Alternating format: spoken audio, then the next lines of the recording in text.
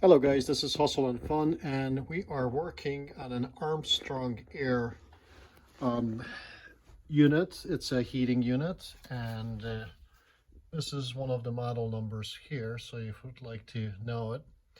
What's going on with this is I noticed that the temperature was set at 60 degrees. It's a vacant house, and it was only at 56 degrees. There's two furnaces in this house. So it's still heating somewhat the upstairs as well. This is upstairs in the closet. And what happened was the exhaust fan broke.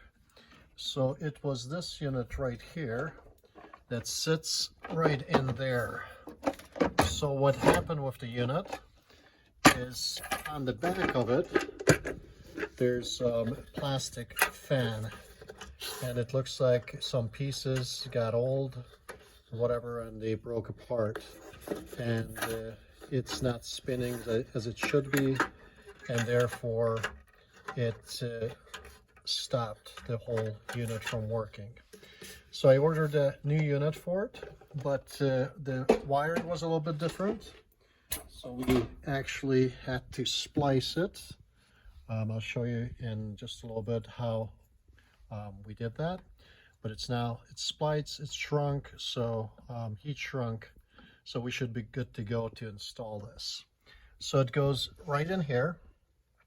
We just have to clear this one place right in here, and it's one hose out of the way, and we should be able to get it right in there.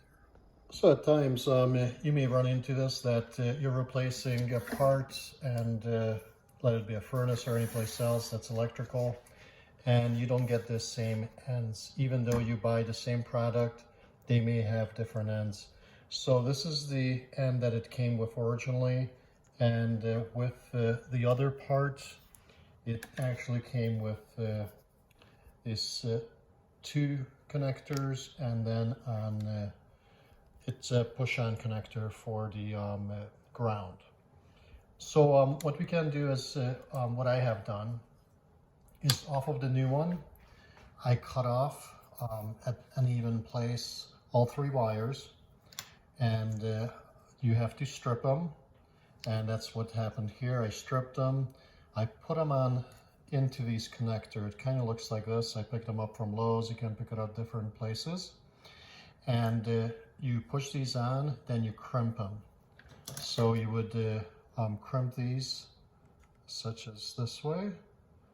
So once you have them crimped, you can slide in the other parts, and you can crimp those in there also. And these are the shrink type, heat shrink type, where you put heat on it and it shrinks it on here. So that's what I'm going to do. I'm going to put these splices in here first, and then I'm going to apply heat. So it heats it on here, and then it's going to be good to go, and it's going to stay that way.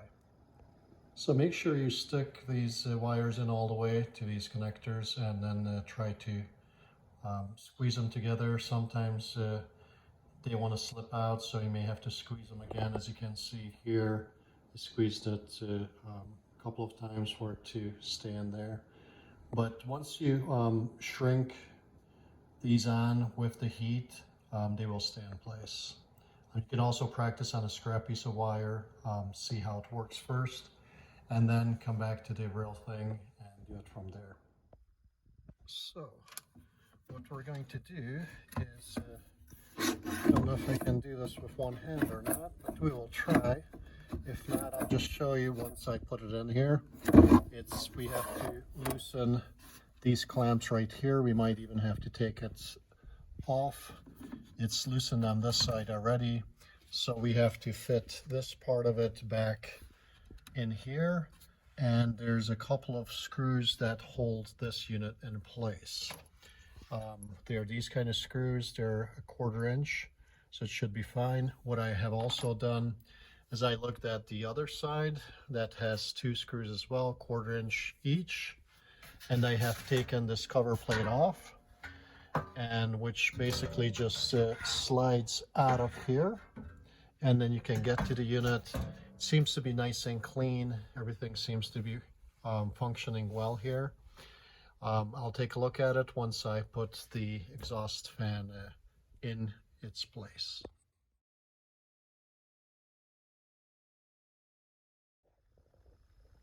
So as you can see, the exhaust fan is installed. Also, the clamps are put on and they're tightened. And there's two bolts that are holding this in. So here's one bolt right here. And there's a bolt toward the bottom, which you can barely see, that's down here. So those two bolts are put in place. Everything is, I think, functioning or should be functioning. I just connected the electrical right here. This is what I had to splice in. And this side, everything is looking good. So what I need to do is I need to put the cover plate back on for this part. And the way this works is I need to slide this part back in here. So that needs to, as you can see, it slides in here. And once you slide it all the way in, you can actually put the screws back in. And since I just closed this and I set to turn the thermostat on downstairs, hopefully it will start. We will see this in a second.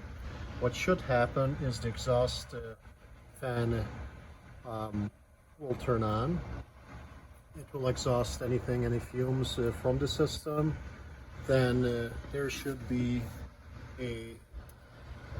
not a pilot light, but an igniter that should start glowing, and that should let the gas in through here. And once it lets the gas in, this is your gas valve. It should signal for gas to turn on, and once that happens, it should light the gas. So we'll see if that happens or what's going on here, and hopefully we'll be all set to go. In the meantime, I can put these screws back in here in its place. So the exhaust fan just turned on, and pretty soon the igniter should turn on, and we'll see. It will start glowing. You can see it now. I don't know if you can see, but it's glowing right now. And if the gas valve works and it gets the signal, then it should start up in a second. And it did. So we have ignition and liftoff, so we should be all good to go. As soon as the system warms up enough, the fan will kick on, and that will blow hot air to the rest of the house. So we should be good to go here. We can tighten some of these screws up here and down here, and then we can put the cover plate back on. So as you can see, the exhaust fan, or the otherwise called inducer motor, is replaced. I got the clamps on. I tightened the screws, the bolts, so it should be nice and snug. Then there's two bolts that needed to be put in, one up here and another one down here. I don't know if you can see it or not, but it's right down here. So those are put in. Everything is nice and firm and in place. Also, there was an electrical connection that needed to be clicked together. And as I told you, and I showed you, that it needed to be spliced in because the connectors were different, but the unit is more or less the same. Some of the bolts needed to be cut down, these two, because on the other one, this part of it was actually a little bit longer.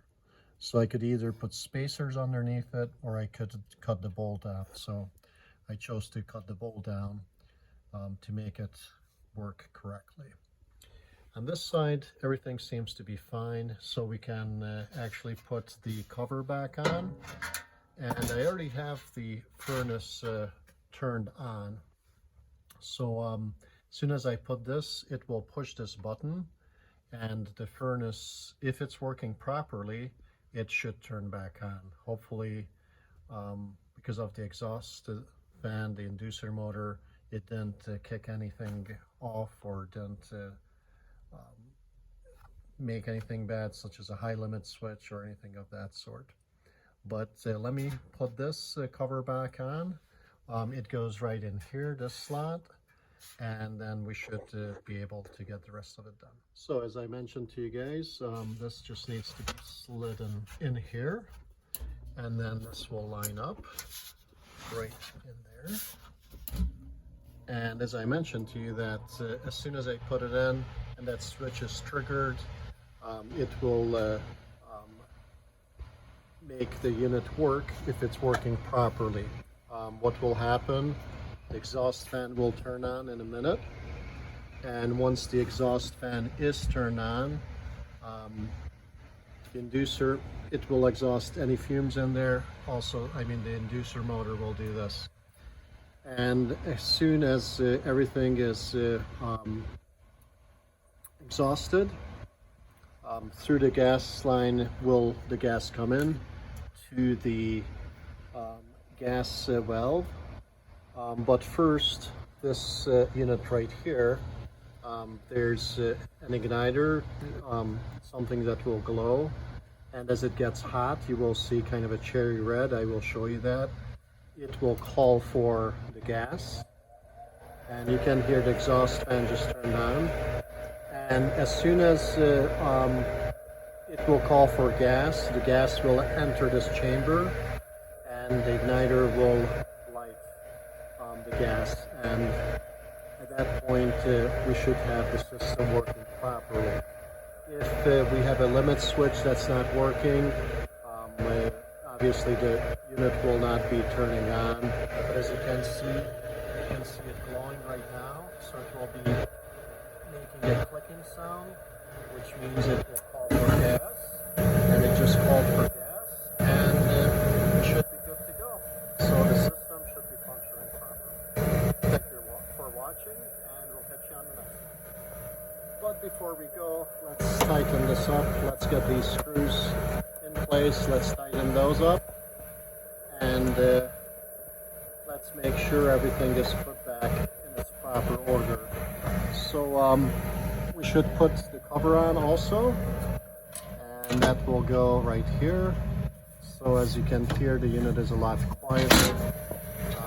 We need to, actually, it has a little tab on that part that will go in there, and it has a few bolts, screws right in here that we need to screw in.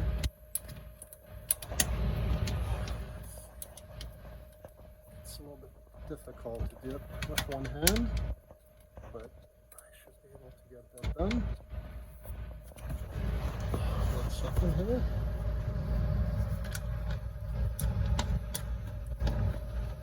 And once we get those done, the unit should be all set to go.